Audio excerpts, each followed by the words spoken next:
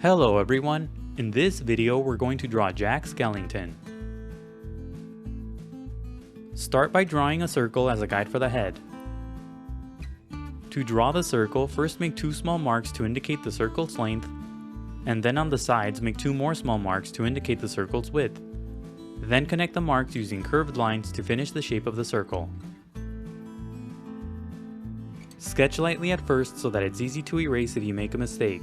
Also, pause the video to draw at your own pace.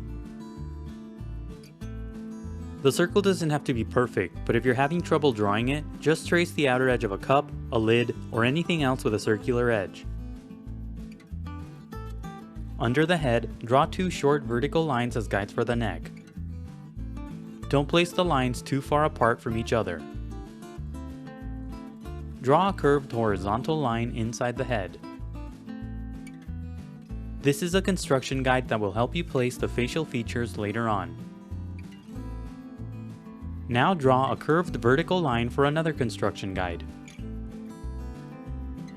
Place the vertical line slightly to the right of center.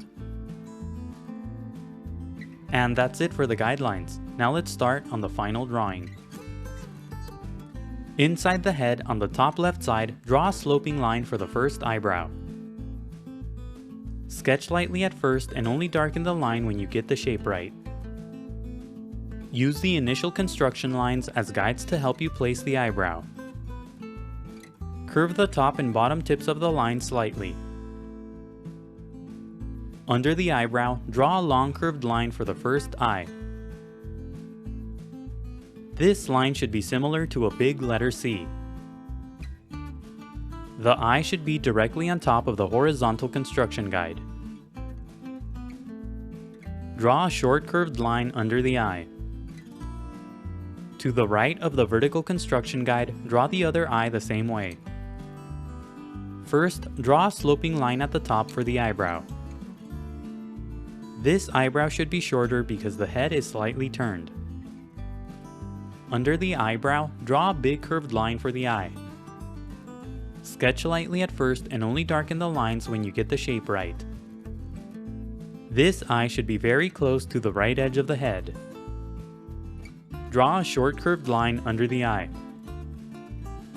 Near the middle of the head, draw two small oval-like shapes for the nostrils. Draw the nostrils on the top section of where the construction lines intersect. The shape of each nostril should be similar to an upside-down drop of water. Near the bottom of the head, lightly sketch a long curved line for the mouth. Keep the line close to the bottom edge of the circle. When you get the shape of the mouth right, darken the line. The tips of the line should extend to the horizontal construction guide. Now draw a series of short lines along the mouth for the teeth-like markings. The top and bottom lines don't have to align perfectly. Make the lines at the bottom slightly shorter than the lines at the top. Space out the lines so that they're not too close together. These lines don't have to be perfectly vertical. Make the lines on the sides shorter than the lines in the middle. Now use the big circle as a guide to draw the head. Darken the basic path of the circle to create the shape of the head. Make the top part of the head slightly thinner than the initial circle. Don't draw the head perfectly circular, the top part should be thinner. Darken the lines under the head to create the neck.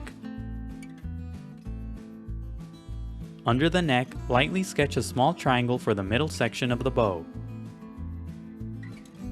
The middle part of the bow is basically the small head of a bat. On the top corners of the shape, draw two small triangles for the ears on the bat-like head. When you get this shape right, darken the lines. Don't darken the areas where the ears meet the head, just darken the outer edges of the entire head shape. Inside the shape, draw two small ovals for the eyes. Make the eye on the right slightly smaller. Now draw the sides of the bow, which are similar to wings on a bat. First, draw a long curved horizontal line on the left side for the top part of the bow. This line should slope up toward the left side. Below that, draw a curved horizontal line for the middle section. The left tip of this line should curve downward. Below that, draw a long curved line for the bottom section of the bow. This line should be shorter and it should slope down more on the left side. Now draw the right part of the bow the same way. First, draw a long curved horizontal line for the middle section of the bow. Above that, draw another curved line for the top section of the bow. At the bottom, draw a shorter curved line for the final section of the bow. Make the lines on the right slightly shorter than the lines on the left. Now use angled lines to connect the sides of the bow. Each small angled line should be similar to the letter V on its side. Make these lines a bit wavy. Above each eye, draw a short sloping line to emphasize the thick brow. Now go over the final lines with a pen, a marker, or any other type of permanent ink. The next few steps are sped up so that the video won't be too long. Take your time and be careful when you ink your drawing to avoid any accidents. Don't ink the initial guidelines, only the final drawing. When the ink dries, erase all of the guidelines. Now color your drawing. Color the eyes, the nostrils, and the bow black. Leave a few horizontal lines blank on the bow to create stripes. You can leave the head blank or add a little bit of yellow or light brown to create shadows. And that's it for Jack. Don't forget to pause the video to draw at your own pace.